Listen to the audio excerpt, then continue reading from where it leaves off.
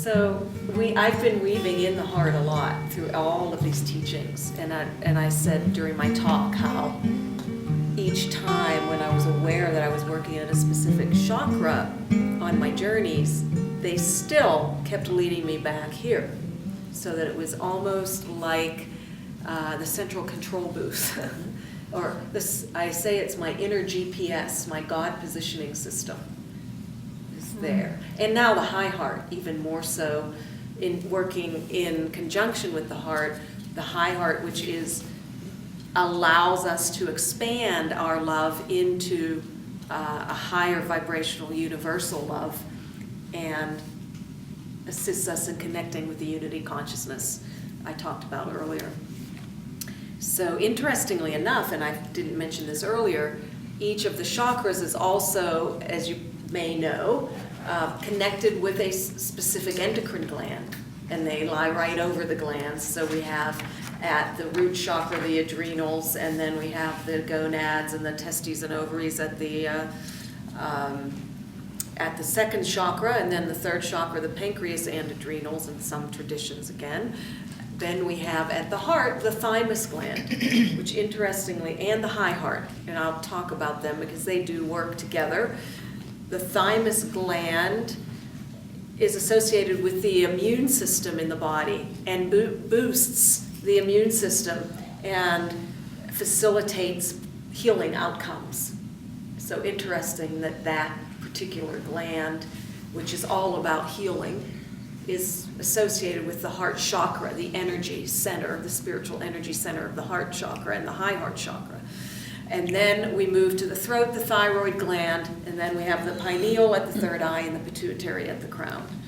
So interestingly enough, all those glands, as we all know, control the regulatory function of the body and the hormones. So it's hugely important that the chakras really be functioning well and balanced and activated so that we can be in a healing state all the time, in a fully healed state, I should say.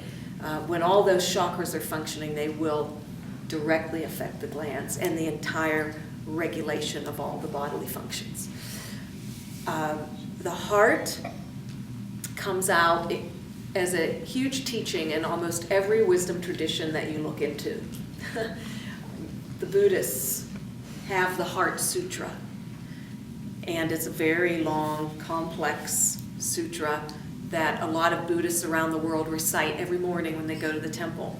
The last part of it is a meditation that I like to do, a very simple heart-opening and heart-calming meditation, which is the Gate Gate from the Tibetan Buddhist tradition. And it's basically, it's Gate, if you hold your hands at your heart and you say Gate Gate, Paragate, Parasamgate, Bodhisvaha, those are the last lines of the Heart Sutra. And what that translates into in English is gone, gone, gone, completely across to the other side. To nirvana. That again so we can write it? Gate, Gate. Parasamgate, Parasam, Gate. Para what? Parasamgate. Okay.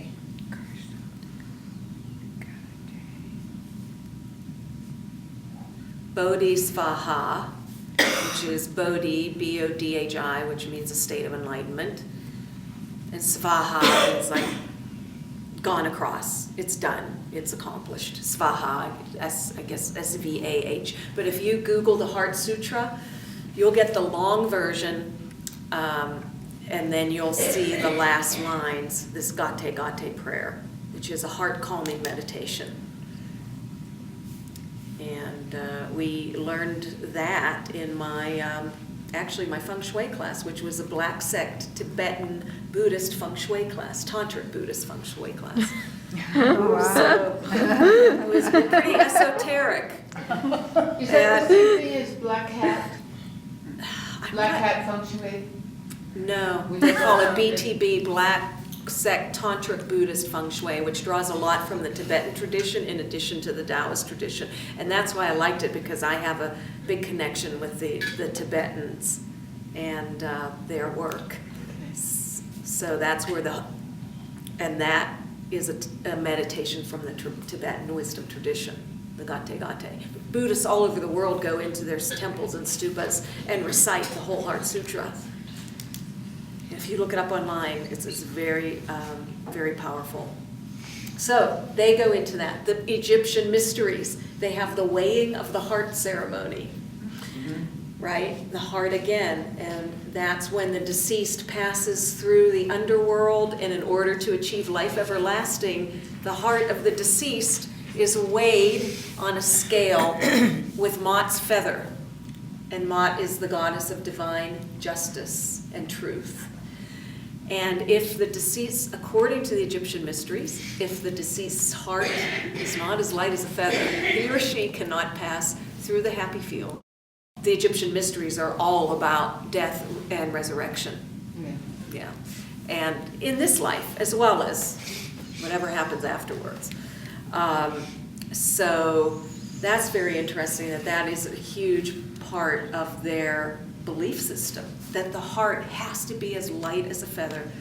And we can today use the word ascension, to ascend, because they were ascending when they were moving forward into immortality, into their immortal light bodies.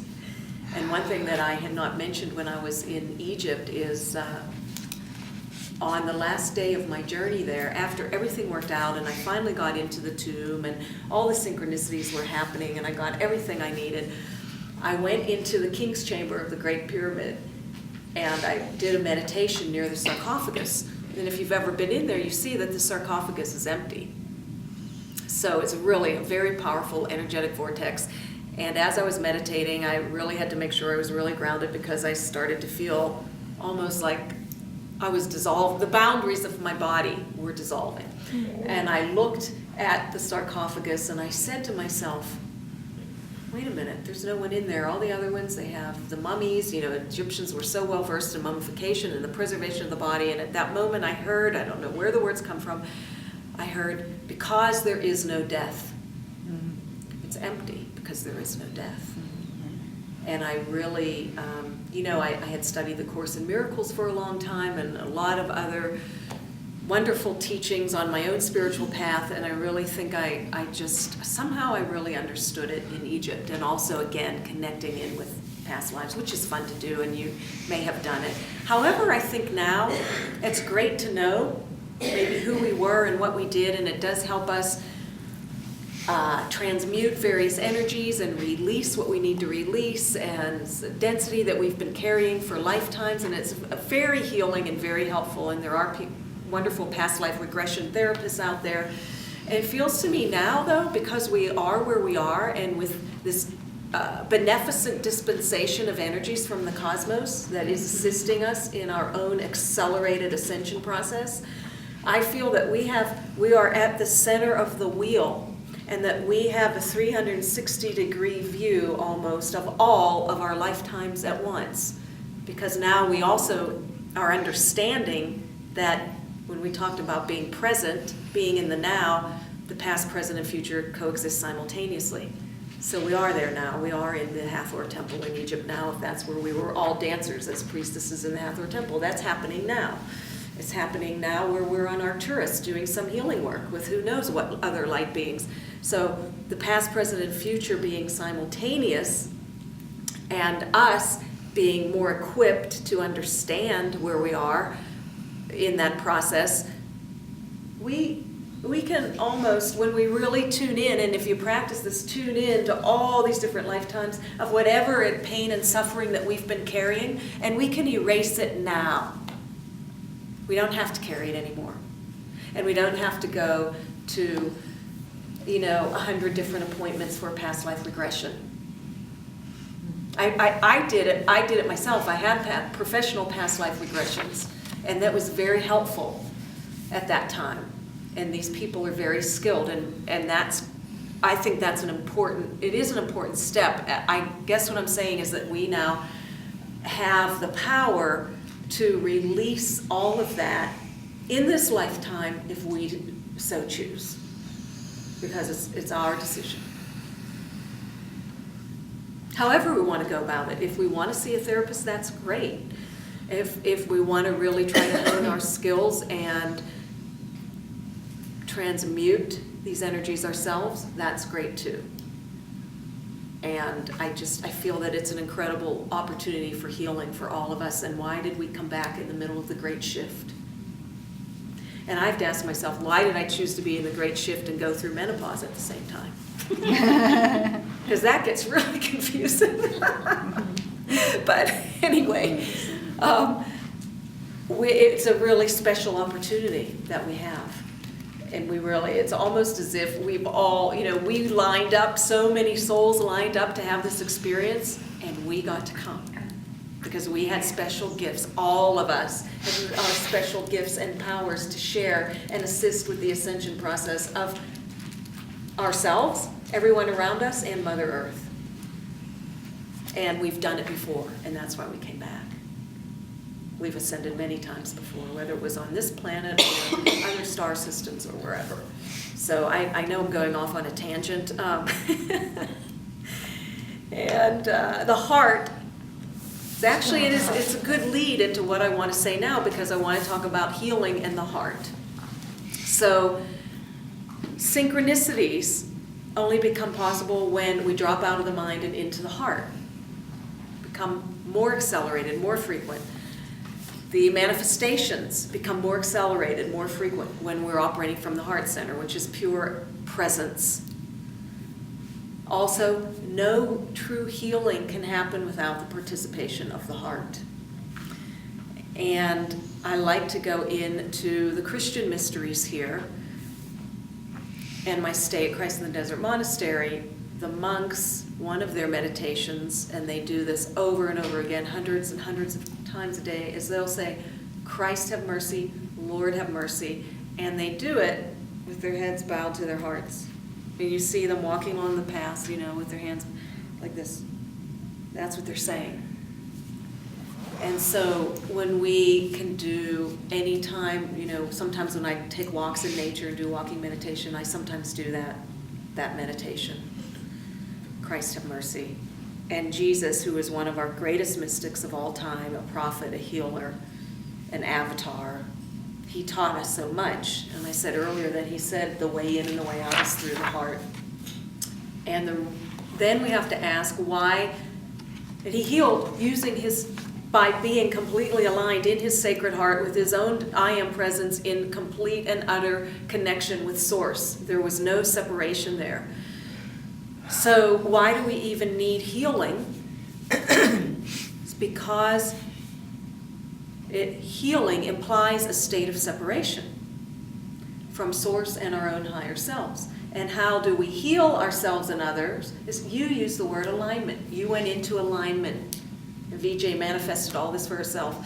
And God, who knows what? You and Source know what that would be for her in her personal life. She got some healing.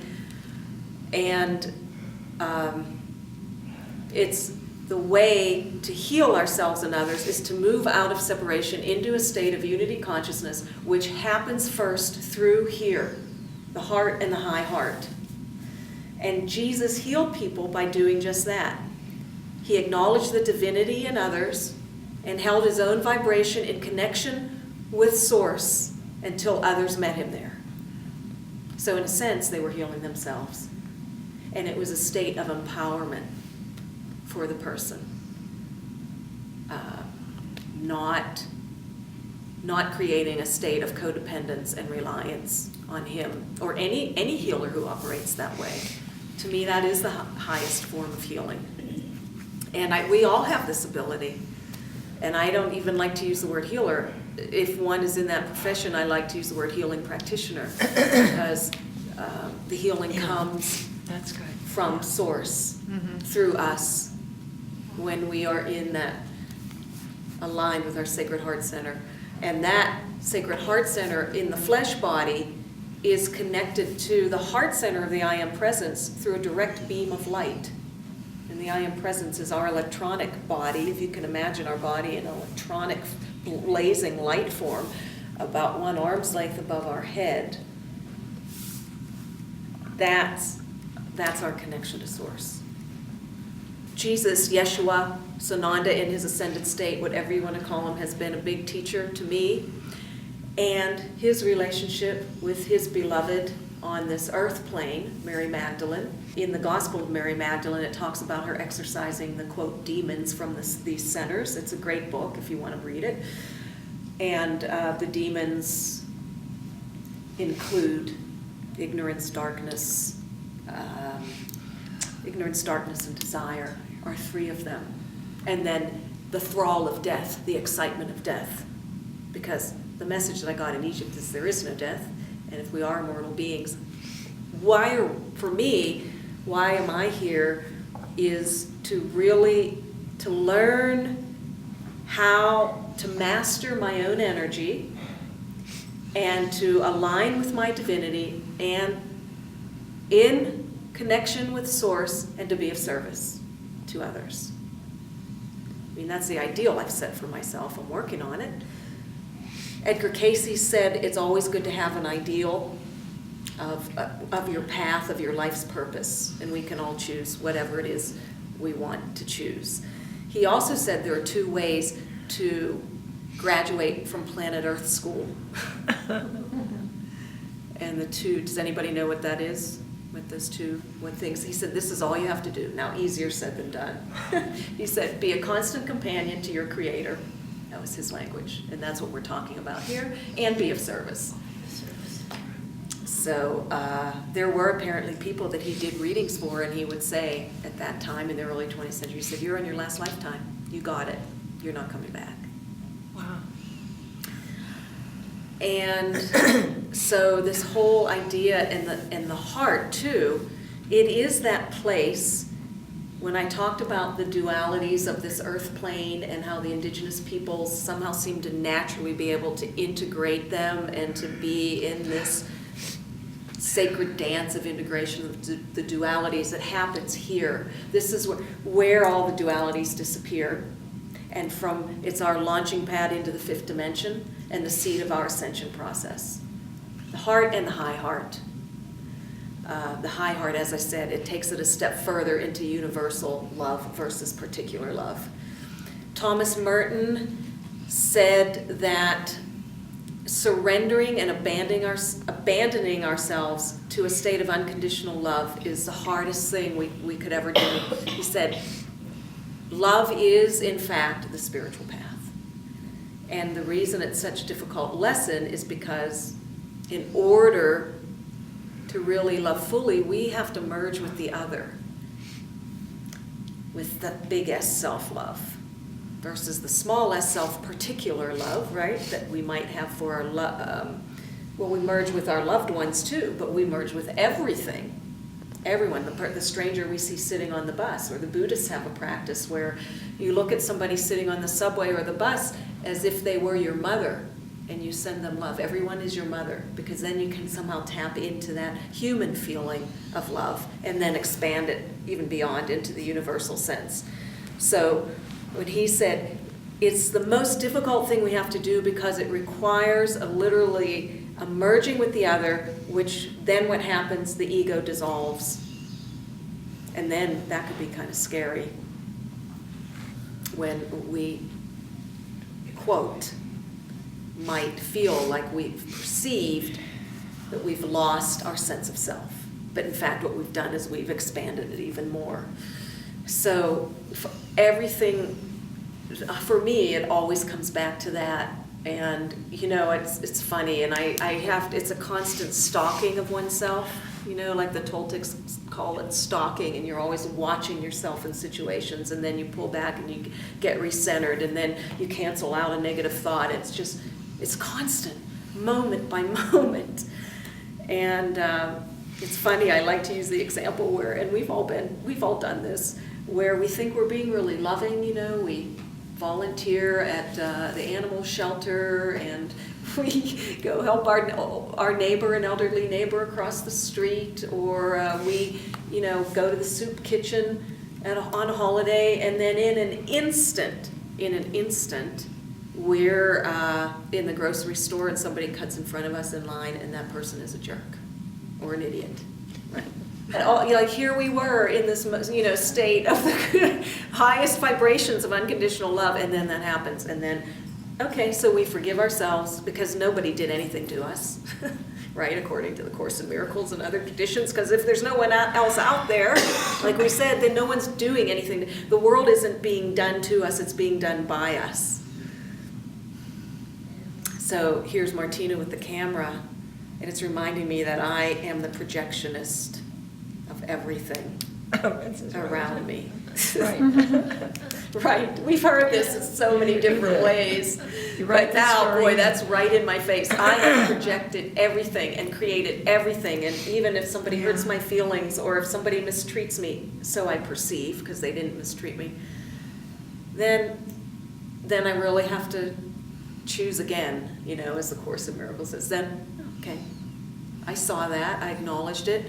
There's no one else out there. It's my own guilt and grief from this perceived separation that doesn't really exist from my own God consciousness. So that's the continual practice for me of attention. Where is your attention? And we slip in and out of it. We're human. And we have to forgive ourselves like we forgive others. And, sometimes I feel like I have a whip to my back, and I sometimes could be nicer to myself. I'm sure a lot of us, especially as women, we feel that a lot because we're conditioned to be the nurturers and the givers, and so many people rely upon us. So, but there's nothing you haven't heard before. It's just self-love, I think, is coming in a big way right now. A big way. And I see it playing out with people that I know, good friends who confide in me in what's going on in their lives. And a lot of them are saying, I really need to get this now. It's been so used in so many churches. Love one another as I have loved you. Teach only love, for that is what you are. So yes, this is at the same time very real, because we are becoming the other. What I guess the Course in Miracles takes these concepts to a radical level of a reversal of perception. Right. So, but I never, and that's only one path, and there are so many other pathways. I never looked at it as if you don't exist. Right, and that's not quite exactly what I mean. Yeah. Because when I woke up is when I realized I was looking at a customer in Beverly Hills on Rodeo Drive, the highest retail street in the nation at that point in time, and I was waitressing. Yeah. And I looked at that person and I knew everybody wants to be beautiful. Yeah. And everybody suffers. And as soon Everybody as suffers. I knew that, I became human. I had a long way Yes. left to go. I'm still going, but, Yes. because what I have to honor is that your process in you is as real to you and for Oh, you yes. Oh, as for mine sure. is in me. That's for sure. They're not mutually exclusive for me. Right. Okay, Yeah. That's definitely true. I agree Okay. with that. Yeah. thanks. Yeah. That's a good point. And so this whole idea of becoming the other and merging with the other is also about performing that sacred marriage within, which is an inner alchemy in the heart center. And Jesus and Mary Magdalene did that individually, and they did it together, I believe. I mean, there are lots of alternative theories out there, and books, and many books. And it feels to me that they became the ultimate tantric couple. So that tantra means weaving. And they had both integrated the divine masculine and feminine, let's take that one as one example of the duality, within themselves as whole beings. And then when they came together, they could come together as two wholes and create the trinity, the triune energy, by their own direct connection to source. And then would be even amplified further outward into the world by combining their energy. So there's so many layers to the heart. So now we get into the sacred marriage within, which is about that integration of the dualities. Here is the center. It's like that we are the cross. The heart is the center of the cross, of the eternal, the vertical axis, and the temporal, the horizontal axis. And Jesus' demonstration on the cross was really, I believe, when he said, all these things I can do, you can do also, and even greater things can you do. So his demonstration was that he was not a body in space and time when he was on the cross. And it gets very, very complex. But again, to bring it back to the heart, it's there, from there, the intersection where we can move up into these higher chakras and continue chakra upon chakra, energy upon energy, to craft our light bodies, our electronic bodies of light. The Ascended Masters did that. They all did that. That's what he did when he, quote, resurrected. He had ascended. So healing is, the heart is a hugely integral part of all healing. The manifestations, the synchronicities. And, you know, it really is when you are able to master that center. The ancients knew this.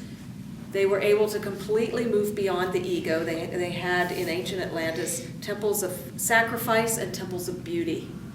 And when they were in the temple of sacrifice, they had to sacrifice their egos to move completely into their heart before they could move into the temple of beauty and gain all of their powers and gifts, whatever they are, by location, astral travel, instant precipitation, beyond manifestation, the creation of miracles. All that is available to all of us, and I'm not saying to be seduced by these glamorous powers, but when we truly inhabit that state of being, which, you know, we're working on it, that's what will be available to us. In its simplicity. In its simplicity. Simplicity is exactly the word. And so I can't speak about the heart without speaking about its opposite, the ego. Because that brings us back up here, and all of the projections and all of the judgments and all of the doubts and all the things that keep us separate. Because when we're here, we're not separate. And that's when I am you and you are me. And yes, the namaste, acknowledging that divinity in others.